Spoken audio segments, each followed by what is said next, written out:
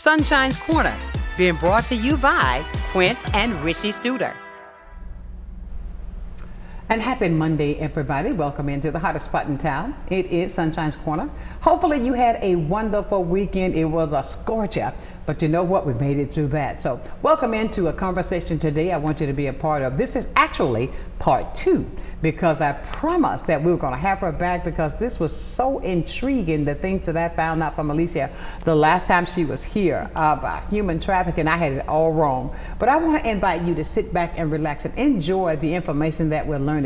And she's got something that's going to be happening on Wednesday that is absolutely fantastic that you can be a part of. Let me say welcome in, and look, welcome. Thank you, Sonshine. Back. It's always good to be on your corner. Thank you for having me. There you go. There you go. But you know what, when we talked the last time, that day I was so intrigued and I was learning so much. I said, look, we got to have a part two before you have the book signing. And speaking of the book signing, the book is out, right? Oh my gosh, so you have the VIP experience. I want you to take a look.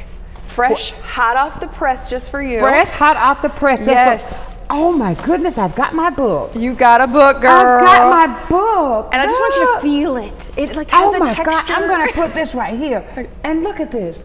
Oh. Can you do it? I mean. Oh my God, I can actually go in and read. It's real. Look at you. Are you happy? I'm so happy. This is a 20-year dream come true for me, and it's an opportunity to change the beautiful. narrative. So it's pretty. It's going to pop out on the bookshelves. We sort of did a little analysis of other testimonies and survivor stories, and this one just stands out because it doesn't read doom and gloom. Right. There's a bit of hope there, and the daisy has a meaning too. So like many flowers, they have something. I see daisies. I've got the daisies, but you remember the old "he loves me not." Yeah. So the daisy kind of has that metaphor for why human trafficking exists. It's not necessarily about the person; it's about the relationship that is actually toxic, hidden in plain sight. So. Daisy. Oh my goodness. She is a wildflower amongst the roses. And look at this book. I love this. Brave Girls Diaries, okay? Yes. Innocence Interrupted. That's book and one. that's the point of, that's what it's all about. Yes. I'm going to see if I can stand that there. It's not going to stand. I'm going to keep it in my special box. You see that pretty right there? That's mine. Yes. But look, I am so glad to have you back, because I tell you, ever since that you and I had the conversation several weeks back, it has been so intriguing to me to find out even more. But I'm so proud that I've gotten to know you, and still knowing your story. And not that, just so many others. You have enlightened me in so many ways. Where I had I had everything that's in a little small box, and that was totally wrong. I mean, it is so huge. It's huge. I mean, I noticed that you had a group of ladies. Yes.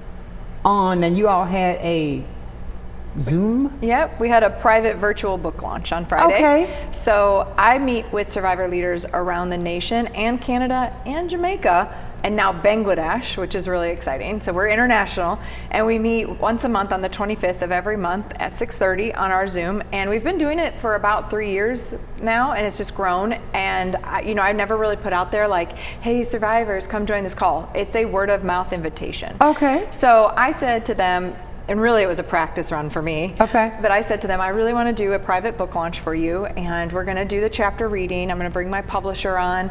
I actually had a very special friend who does Mission Wonder Woman, which is a scholarship for women to do certain things. Okay. And so she gave me this scholarship to write the book. Mm-hmm. And that was very powerful for me, because when she called and said, hey, Alicia, we're going to sponsor you to write your book, I looked at her and I was like, I don't think so. Because it would mean I'd have to be transparent and raw and vulnerable and be that 17-year-old girl again.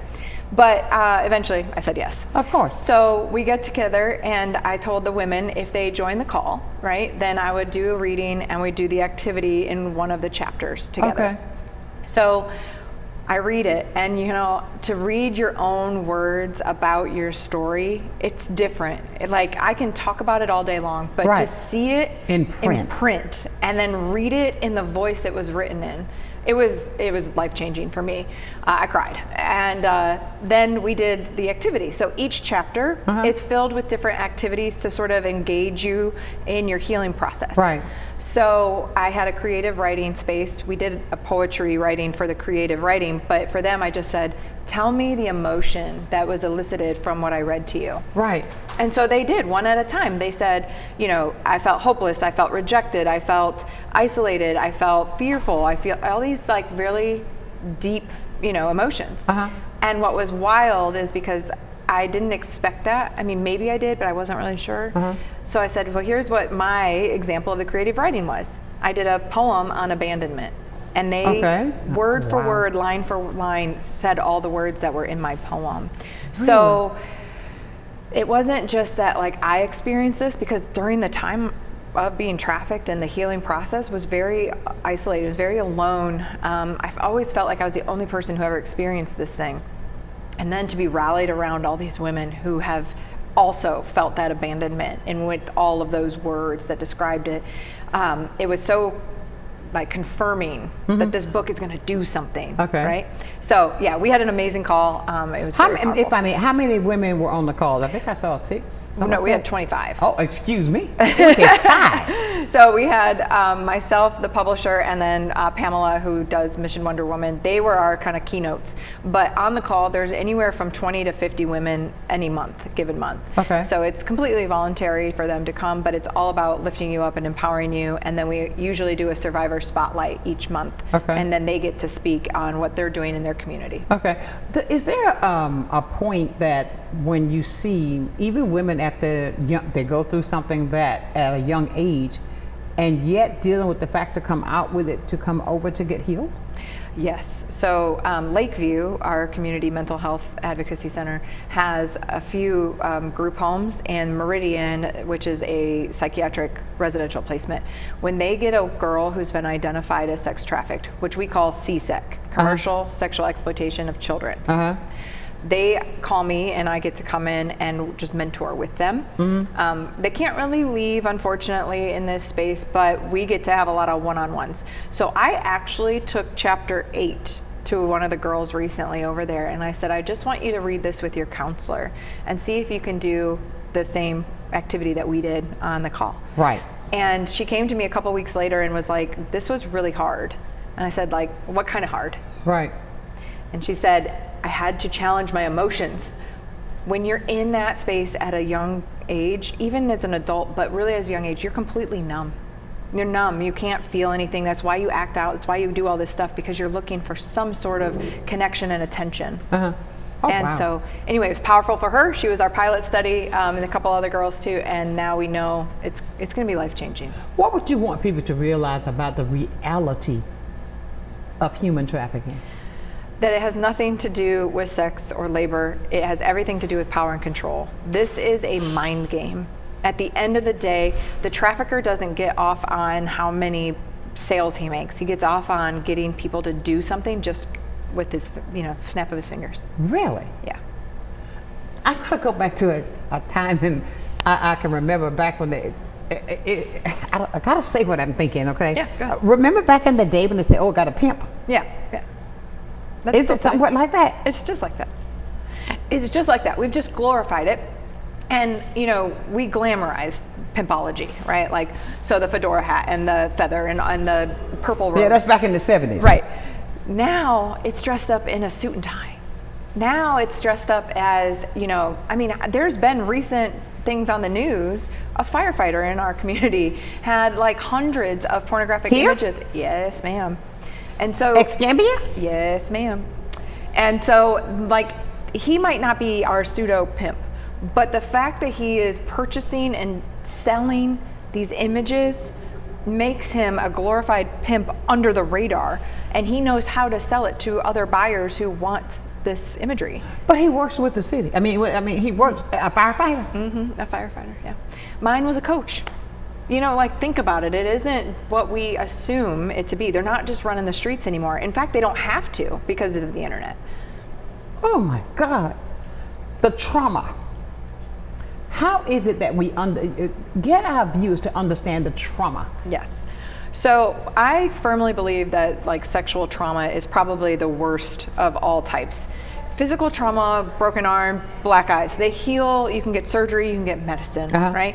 Verbal abuse, yeah, those words stick in with you, and I won't deny that they don't last forever. But words of affirmation can really empower somebody to get rid of those negative thoughts. So we have kind of an anecdote for both physical and verbal abuse. Emotional trauma, this one's invisible, and it is difficult to see, so we don't really always feel it. But much like the relationship that I had with my father, when he started to distance himself from me as I was acting out and getting, deeper and deeper into drugs and things, he just couldn't place it. So I had this longing, right, for a proper male figure in my life. So did he feel that spot? No, not the coach, but many men after that. Okay. I tried. And I became very self-sabotaging. So I would push you, and if you left me, I was right. Self-fulfilling prophecy, I can't be loved, therefore I'm broken. That can last a very long time. And my husband though, right, he can fill that spot because he didn't let me push him away. And he kept coming back and telling me, you have so much potential, there's more to you than what you're letting see. I wish you saw you the way I see you. So all of those types of trauma, neglect, right, is another type of trauma. Neglect, though, can be fulfilled if you eventually have means to eat, clothes to wear, right, and community support. So all of these can be healed. But sexual trauma is something that you have that can't be given back. So rape, specifically, sexual assault, it's like they took this thing that you were created to, right, procreate or to have love making. Like there is a euphoric thing about sex that we don't necessarily always feel, especially not in rape. And so you can't really get that back. There's no medicine, right? There's not enough talking that you can do because you can't really like have sex to fill the void of being taken advantage of. Okay. Does that make sense? Like you can't fill that void with anything that's external, anything that's emotional. So, and I think that's the power of being a virgin. So a lot of survivors that I've met will go through this like re-virginize, I won't have sex at all until I meet the one, right? Is that hard to get over with even after you've gone through the trauma of being raped? It's that terrible. You can really get into the sexual act with somebody when you say that you have fallen in love? So I can live to say yes, but it was not easy. Like for a lot of survivors, we're usually high, we're usually drunk, we're usually taken advantage of, right, with all these external substances and things. A lot of fear. So for me to get physical, and it took my husband though, like to get physical with him, I had to learn how to have sex sober. I had to learn how to have sex and were you getting intoxicated with him? Oh yeah. For like the first 5 years, I couldn't like get over this thing. I was afraid to be touched. I was afraid to let him get close to me, and I know all these women will say the same thing. And so how do you heal that? Well, it's trusting yourself and then trusting the other person. And so what I had to tell my husband, and the fact that he was so compassionate and so tender and like soft and weighted, was that I said, you fell in love with me. You saw all this potential and this greatness and all this. I didn't have that. I had to learn how to love you.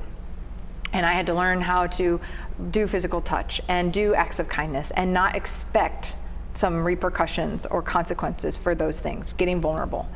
So it's a healing journey for life. And some of us get to the other side, but a lot of us don't. It takes forever, or we end our life before that. The leading... What do you mean you end your life? The leading causes of death for somebody who's been trafficked is suicide, homicide, or overdose. And they usually only live 7 to 10 years after getting out of the life.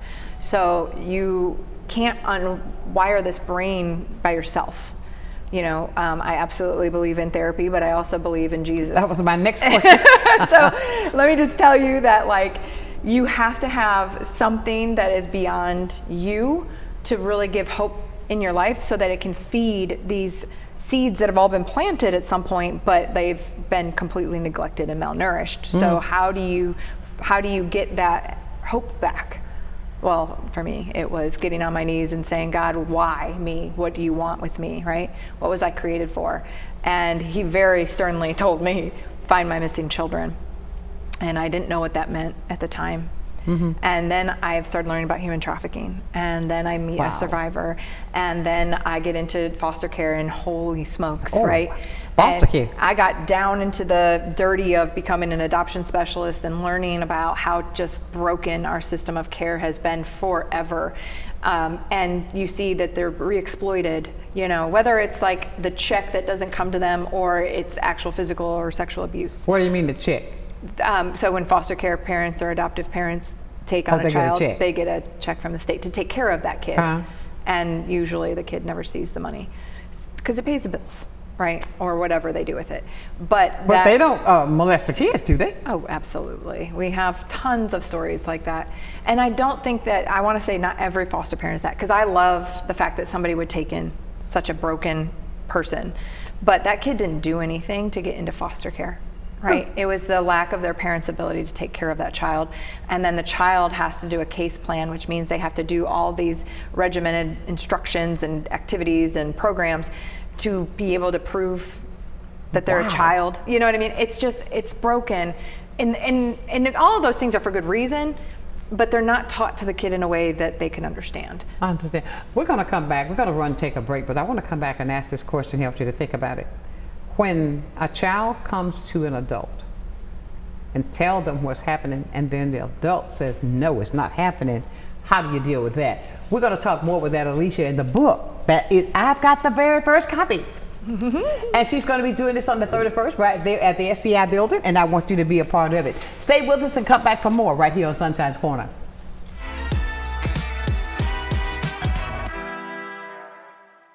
Good day, Pensacola.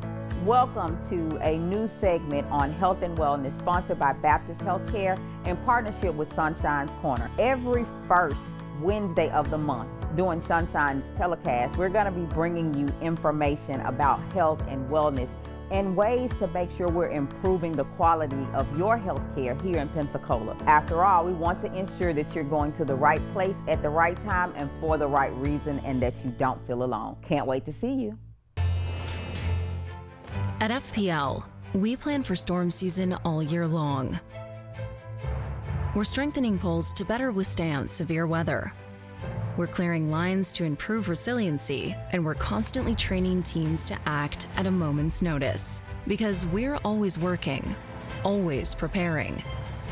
So when storms do hit, you can count on us. FPL, working for you every single day. Many who consider facial plastic surgery are concerned their results will look unnatural. But with over 20 years of serving the Pensacola community, his thousands of satisfied patients have made Dr. Derek Jones a trusted reconstructive and facial plastic surgeon known for industry-leading results that look natural. Call 850-484-FACE to schedule a consultation at one of our locations in Pensacola and Gulf Breeze. I'm Dr. Derek Jones. Trust your face to a facial plastic surgeon. Take a ride on the Pensacola Beach Island Trolley. From now until September 4th, from 4 p.m. to midnight, tour Pensacola Beach for free on the Island Trolley. Our open-air trolleys allow riders to take in all the fun and sun of Pensacola Beach. Plus, riders will be able to track the trolley's location, making it easier for everyone to plan ahead and enjoy the ride. To learn more about the Pensacola Beach Island Trolley, head to visitpensacolabeach.com/trolley-information. See you on the trolley.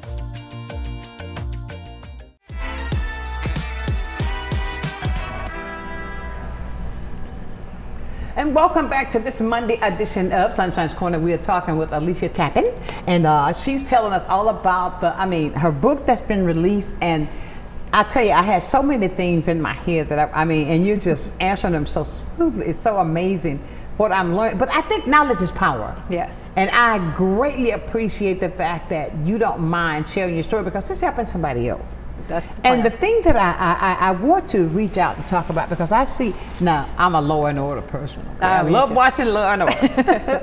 And you know, when you see these things on TV, you say, okay, that's not real, that's just TV. But when you see when a child is being molested and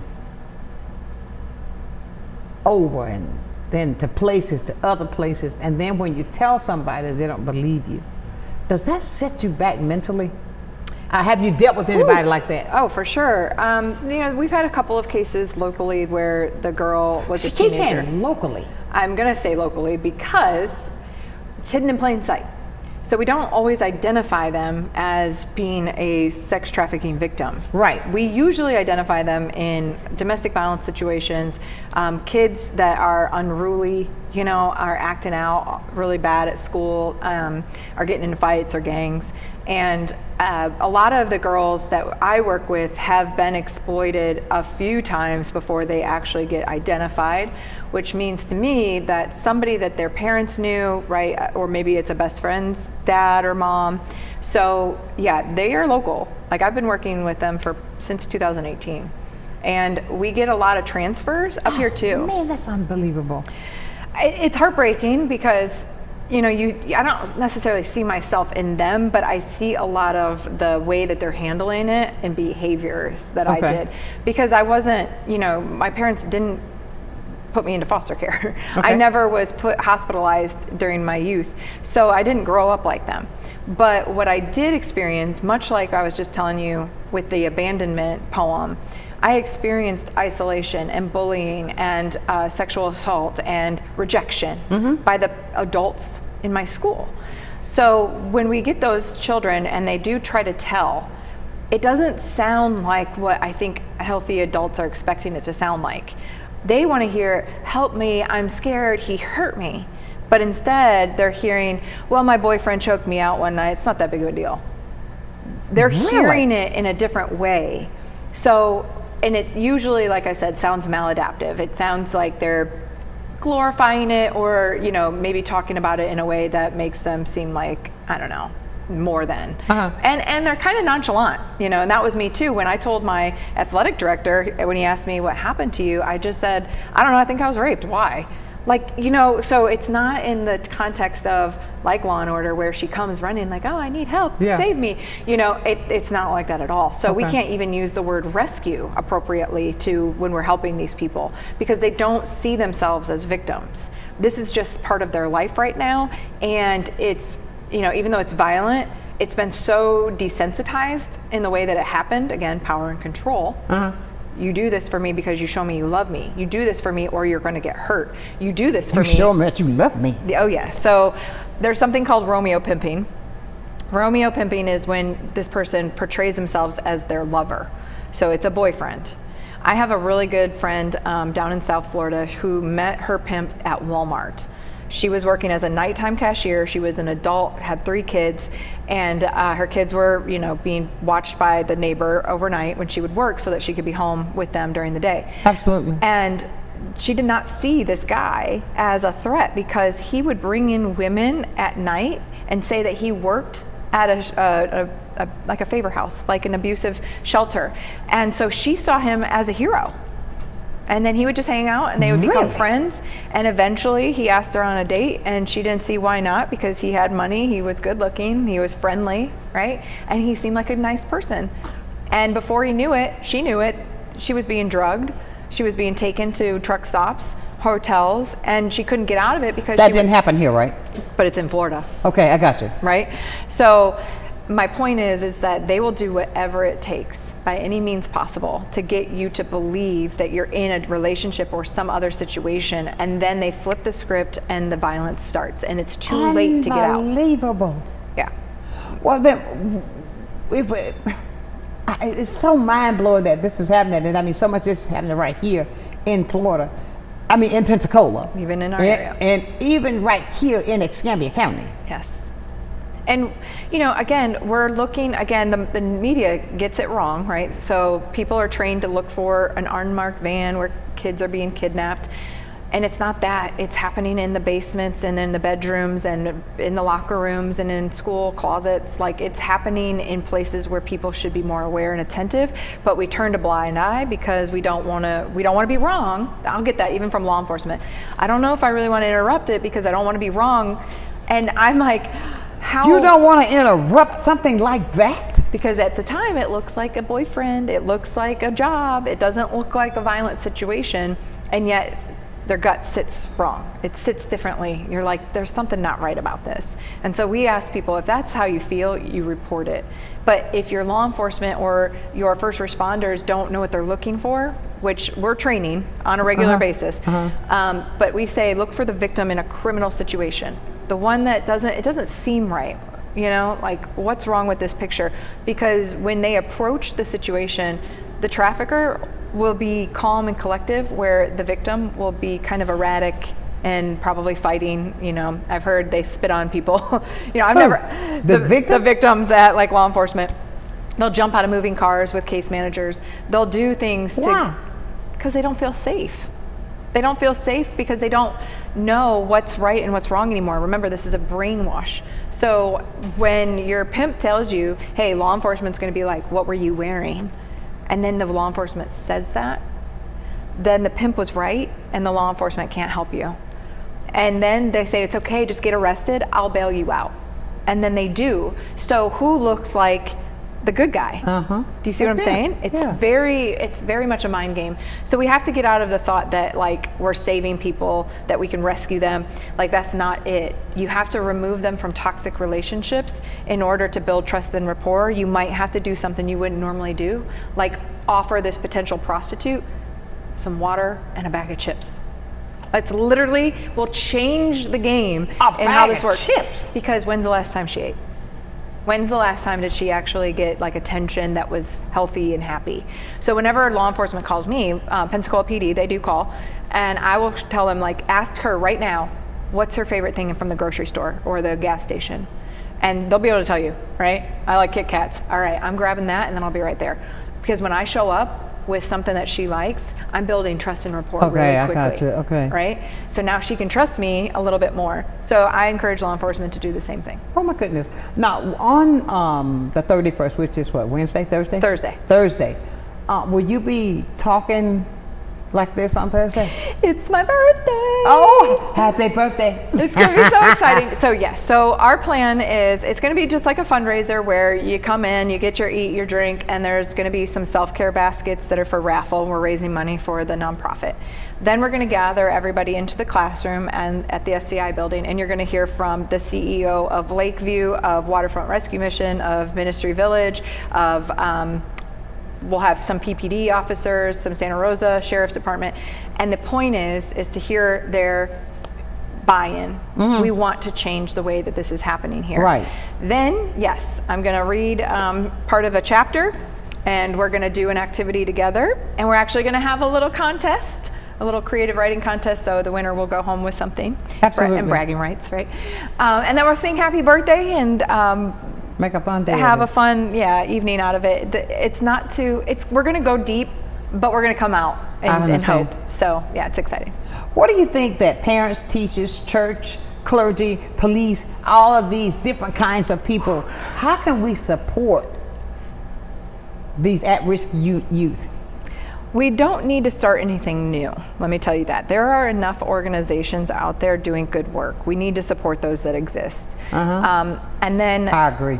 You know, like, I love anybody who has a great idea, please step forward and do it. But if your idea assimilates to somebody else's, like, please power up together, collaborate. And then I would say, we have to have these conversations. The youth groups should all be aware that they're A, is a tool now, but B, that this happens. I've been teaching my kids that stranger danger isn't real and tricky people are what we're looking for. An adult that gives you Did you say stranger danger is not real? Yeah. Because, this is what I grew up with, right? Stranger danger, say no to drugs, if you have sex, you get pregnant and die, right? Like, that's not the answer here. It's who loves you the most and is showing you more affection than what your parents do. Who is giving you gifts for no reason? Like, why are people adults asking kids to do what adults should do? That's tricky people. Those are people who have ulterior motives. So that's the first thing we need to talk about. Then we have to talk about, like, what's happening online, right? I told you, it's not in the streets anymore. It's online. And my kids are at the age where, Roblox and Minecraft and all these games are there, and they're like the breeding ground for pimps and buyers of sex trafficking. So how do you recognize that? Wow. Oh, there's millions of people who are looking to prey on kids online at any given moment. Now you said something when a person, like the lady that was at Walmart. Yeah. This was an adult. This was an adult. She was not a child. But and she fell into that trap. She was vulnerable. I'll That's all buy it you takes. this, I'll do this. Let me buy you this. Yeah, and I mean, as a single mom who can barely make her rent or her car payment, that's what he started doing first. He Okay, paid so her phone bill. I'm not cutting you off, but what I'm saying is, so that person, so what I'm trying to make the point of it is that even adults. Yes, male, female. Oh, now that was my next question. Okay, even adults that can get into a situation that it becomes human trafficking because of the fact of the vulnerability there with you that this pimp has already picked up on. Oh, yeah. That he knows if I do this, if I buy you this, if I give you this, I got this. That's right. My. It is that easy. And traffickers prey on vulnerabilities that they also experienced, usually as kids. So if the trafficker, when he was a kid, his parents got divorced, it is super easy for them to recruit and groom, is what we call it, anybody, adult, child, male, female, who is also going through divorce or a product of divorce. It's simple for them because they know the feelings, they know the emotions. It's really cool to have 2 birthdays, right? It's really great to have 2 bedrooms, right? And that builds this, yes, he's the only person that understands me, right? So that's exactly what happened to this girl at Walmart. Was like, I've been through divorce, it's terrible. Let me help you. I'll pay your phone bill. Next month, I'll pay your car bill. Well, now I kind of feel like I owe him, so I probably need to and then do something to repay him. Right. Unbelievable. And that's what they do.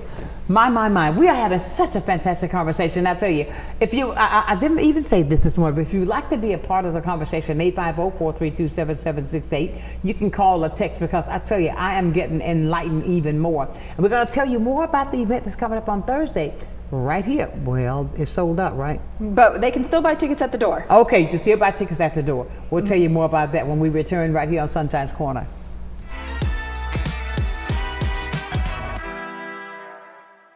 You finally found the perfect car in racing blue. You even got them to throw in the LED fog lights for free. Auto Owners insures your car because some people never learn to parallel park. That's simple human sense. Ask the Messick Insurance Agency in Pensacola if Auto Owners make sense for you. Keep going, more. No, stop! Come see us at Royal Appliance Outlet.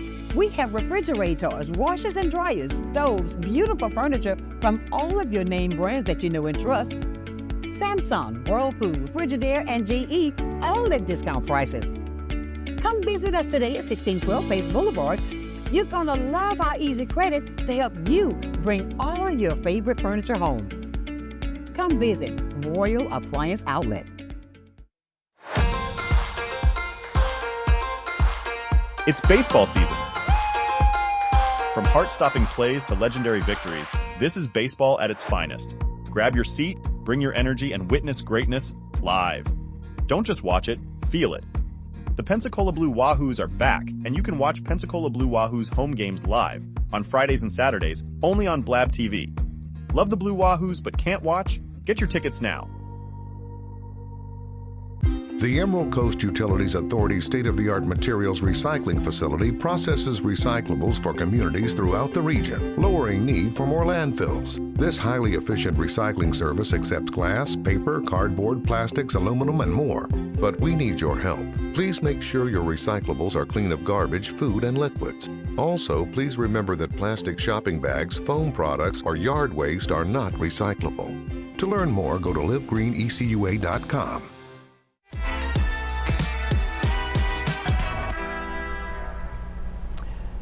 And welcome back to this educational feature. This educational episode of Sunshine's Corner. We're talking about human trafficking, and we're talking about the daisies, the beautiful daisies. I mean, there they are. But the fact of it is, Alicia, you were talking off camera about things, how people that right around in your face and you don't even know. Yeah.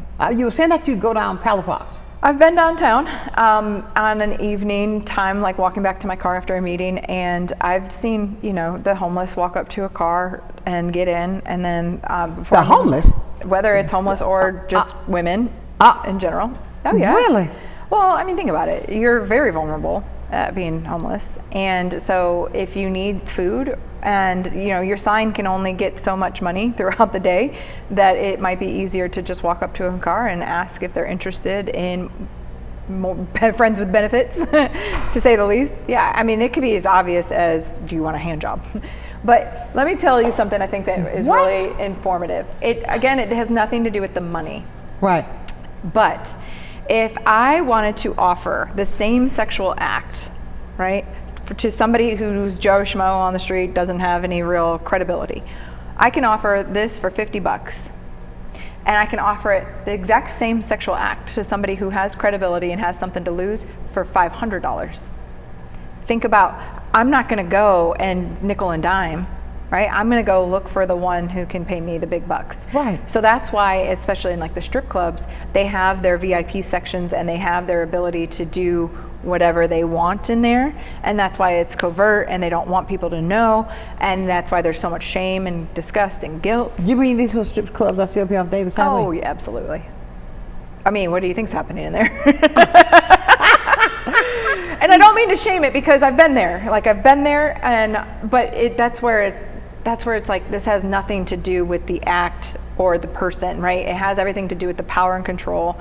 Follow the money. If we start following how this money gets transferred, let's just say, for example, somebody comes in to a hotel room and they pay for a week's stay in cash. Okay? If we were to follow that enough times, we would see that person comes in pretty consecutively, and they pay in cash, and they might ask for, let's say, a military discount. Everybody else, though, comes in and pays with a credit card. That's the one I want to follow, because if the one with the paying in cash, because the money trail isn't as obvious in the day-to-day things. Wow. So yeah, so if I was an investigator, that's what I would want to look for. The same as if I were to go into a nail salon and I sort of observed that, like, when I want to tip my technician, right, she says, we collect tips here, and then you say, no, I want to give you the money. Then all of a sudden the manager comes out and says, is there a problem here? Like, why is this a problem, right? Because in America, we should be able to do that. Wait, now what are you telling me about a nail tech? Okay. I'm telling you that labor trafficking absolutely happens in nail salons, hair salons, massage parlors. We have probably 19, I think is what the last count was, of illicit massage parlors that are from here to Panama City, where this is happening. We've exposed some. We've broken up some. The one that was over there on... Yep, in Navarre. I couldn't believe it. But it's real. And so anyway, you're looking for those signs. If it looks like maybe that the worker lives there, right? There's a cot in the back, and there's 5 meals of fast food, for one person at a massage. Like, why? So each person bringing her some McDonald's, like every day, like all day long. No, I was being funny, but that's really? true. But that's how you find it, right? So you're following this trail of, like, why does it seem like somebody lives in a business? Why does it seem like they're not allowed to talk? There's always somebody talking over them. Why are they paying in wads of cash? So and one last example, we did a training with Escambia County Sheriff's Office recently with our CIT training, our crisis intervention training. And there was a woman deputy who got called to a JCPenney petty theft. And she answered the call.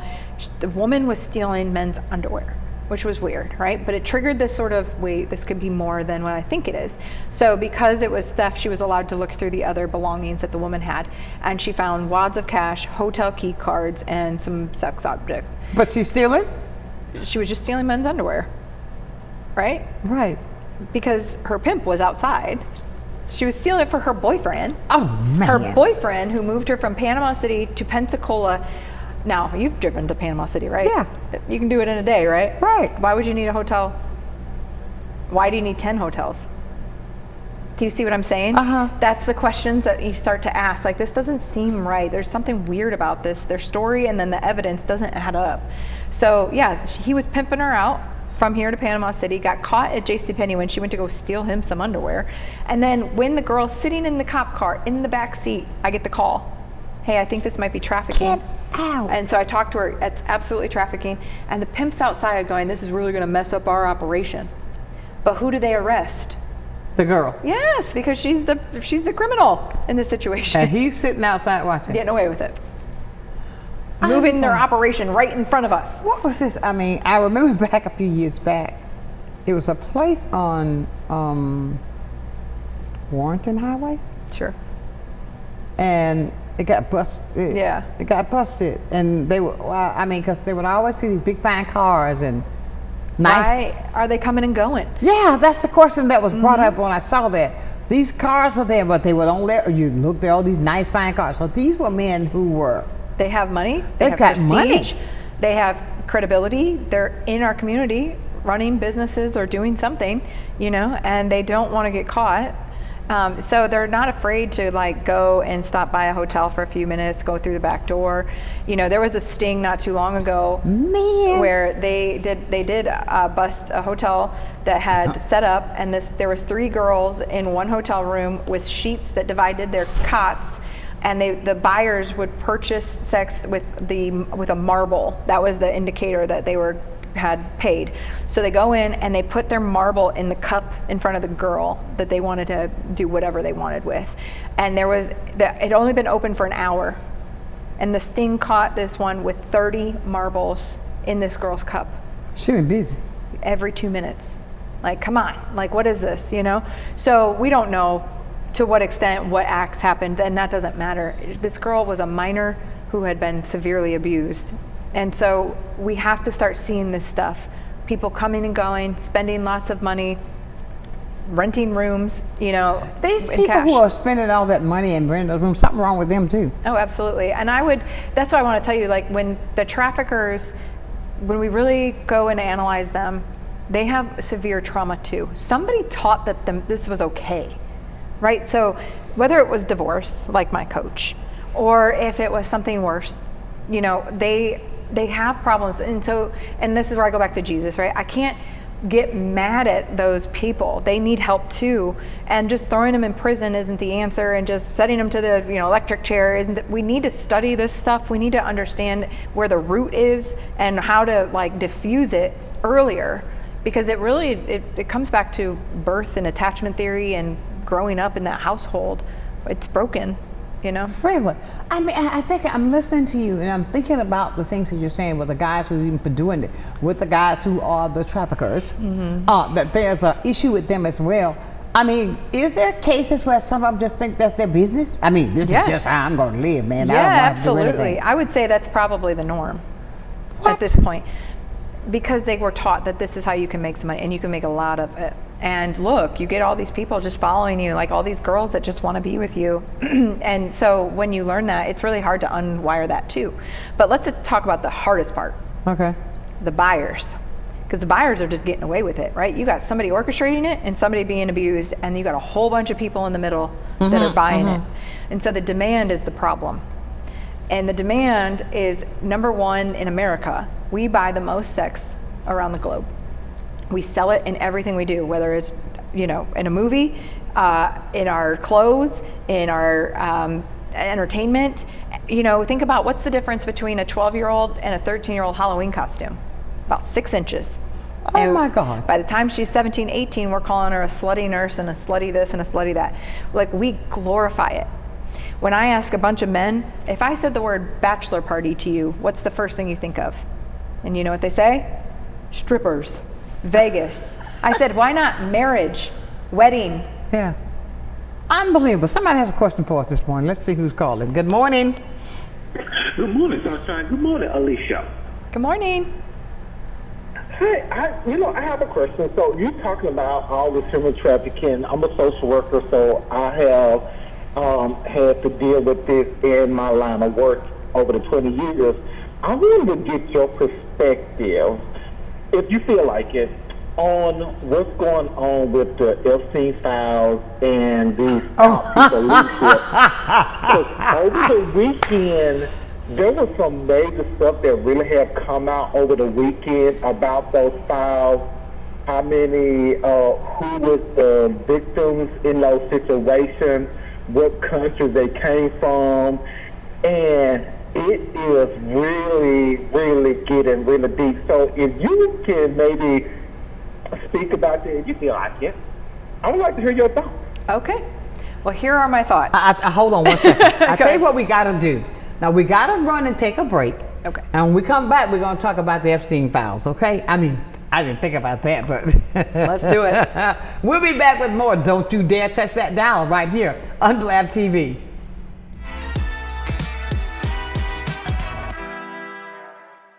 I'm Emily Echeverria, Marketing Communications Director for Council on Aging of West Florida and the host of Coming of Age. Watch our show to find out what we're doing for our seniors and their families, and hear from area experts and local business owners about their programs and services. Want to help? Find out how you can work with us to bring a better future to our seniors. Watch Coming of Age, 3:30 p.m. Wednesdays, only on Blab TV. From the efficiency of American natural gas and the dependability of nuclear power, to the strength of Florida's sunshine and the flexibility of advanced battery storage systems, we leverage a diverse mix of energy sources to power our growing state, ensuring reliable, low-cost power for your home or business whenever you need it. FPL, working for you every single day. Take a ride on the Pensacola Beach Island Trolley. From now until September 4th, from 4 p.m. to midnight, tour Pensacola Beach for free on the Island Trolley. Our open-air trolleys allow riders to take in all the fun and sun of Pensacola Beach. Plus, riders will be able to track the trolley's location, making it easier for everyone to plan ahead and enjoy the ride. To learn more about the Pensacola Beach Island Trolley, head to visitpensacolabbeach.com/trolley-information. See you on the trolley. Well, I think it's all about local, and I'm a big believer in local. So I think anytime you can carry a message out locally, it's important. And I think it's anytime the person that delivers the service can also deliver the message, which is unusual. You have the people that actually deliver the project doing the talking, and I think that's a huge difference, and really makes a huge value difference for the consumer. So I'm really just so grateful that we have this local opportunity with Blab TV. My name is Quint Studer, and I am Blab TV.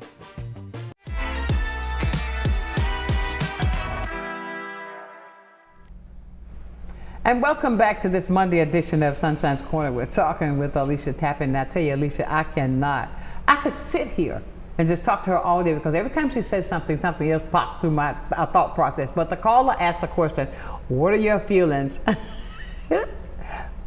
On the Epstein files? Okay. So many survivors would tell you, go back to the original victim. What was she? She was a college student who got this message that said, hey, no experience necessary. Meet me at this location. Right. You can get paid $200 to give a massage. She didn't know where she was going. No, she didn't. Right?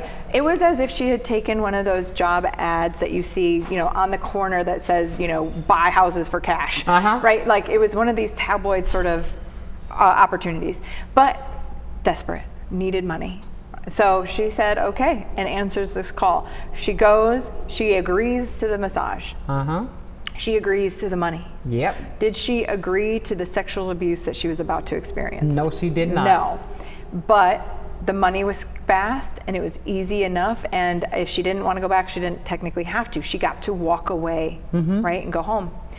And then they call her, but hey, Mr. Epstein wants his massage again. That's right. And so she has a choice. She can make $200 or she can try not to, but if she doesn't, there will be a consequence, right? Because the threat will start. So they tell her, if you don't want to give the massage, find somebody who will, and we'll pay you $200 and them $200. And that's how it multiplies. So are there thousands of victims? I'm sure of it. Of course. I'm sure of it. Are they from all over with the same desires to make fast cash? Absolutely. Who are the buyers? I just told you. The buyers are going to be people who don't want to get caught, who have a lot of money, who have a sexual addiction issue, which is real. I mean, how do you not want that much sex and not have an addiction issue?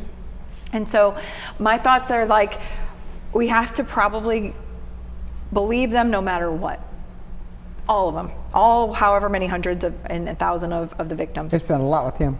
And the reason why I say that is because it's better to believe and sort it out than to deny them at all. And then, you know, who's buying them and who's orchestrating it.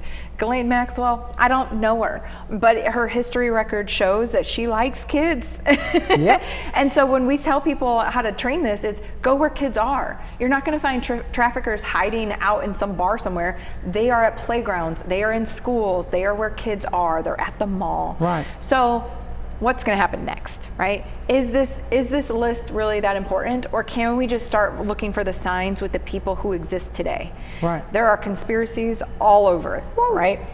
The Pizzagate, the eye thing, and you start to see the change in the people. I can't tell you that I think all of them are real, the conspiracy theories, but I can tell you that this stuff is dark. It's underground, and I told you this before, and I don't want to go too deep, but if once the body of that person is no longer useful, their organs can be trafficked. If they get pregnant, their babies can be taken and trafficked. So it's very plausible. Oh my God. It's very plausible. So yeah, did Epstein die before we can understand what really happened? Sure. Whether or not he's really alive or not, I don't know. I don't think that matters. I think what matters is that there are victims and survivors who are willing to step up to the plate and let it all be known. And let it be known. So we need to believe them no matter what. I agree. When you said something just a moment ago, it somewhat stood out. When you said that the addiction of sex is like if you're addicted to drugs. Oh my gosh, let me just teach you this real fast. So we got sex 6 addiction minutes. Is a lot like cocaine addiction. It starts with somebody you know as like a party favor. So it might be like introduction to pornography. Remember my story, right? The coach showed us this porn. Same thing. You're young, kind of naive. Hey, let's go to the strip club for the first time, or let's watch this porn that I got, or here's a magazine. Now you can just double click on the internet. And there it is. Right? So it starts socially, but it plants this like desire for more. And so you do it socially for the next few times, and then you say, well, where did you get that? How can I get it myself? You start with a couple of lines, snorting cocaine in the bathroom at a party, and then all of a sudden you're like, how do I buy the 8-ball? And then once you start getting... Buy the 8-ball? Yeah, that's what they call it. Oh, okay. It's like buying a lot at one time. Okay. And then you're doing it, and it starts to affect your relationships. It starts to affect your work ethic. It starts to affect whether or not you show up at things. And can you go sober? It's hard. So no, right? Which gets us to this point where now you're starting to go from like, let's say heterosexual sex, right, to, I don't know, gay sex, or then you get into like weird things like the furries and child porn. And once you get to child porn, what's a furry? It's when they dress up as animals. Okay, I tell you, I know too much. So then you get to this part where it's no longer social, it's isolated, and you're doing it, and you're willing to spend a lot of money to do it, and you're actually willing to travel to go to wherever the source is. And that's why we start to see this trafficking thing pick up, and it's hard to stop it. Well, let's talk about Thursday. Okay. That's important. We want everybody to make sure what we'll be talking about is Thursday. Look at, that's my name. Okay. This one's yours. That just blew my mind. So Thursday is going to be fantastic. The idea, again, is to get this in as many hands as possible. Exactly. If you're a youth group provider, right, this book needs to be in your hands. It's not all dark and gloomy and scary. There's a lot of light, but it's written in that 17-year-old voice. So whether you're an adult and you can reflect back, or if you're in that moment now, it gives you this sense of like why I was so vulnerable to being trafficked. Even though I was a smart kid, I had both parents at home, right? I wanted a future. I still got lured in because it's a mind game. Right. So we're gonna read a chapter, we're gonna do an activity together, we're gonna celebrate, we're gonna invite the community, and then we're raising money to sponsor as many of these books as we can to get them into women and children who are in recovery services. And I will tell you that one of the deputies from Santa Rosa Sheriff's Office said, I want them in every patrol car.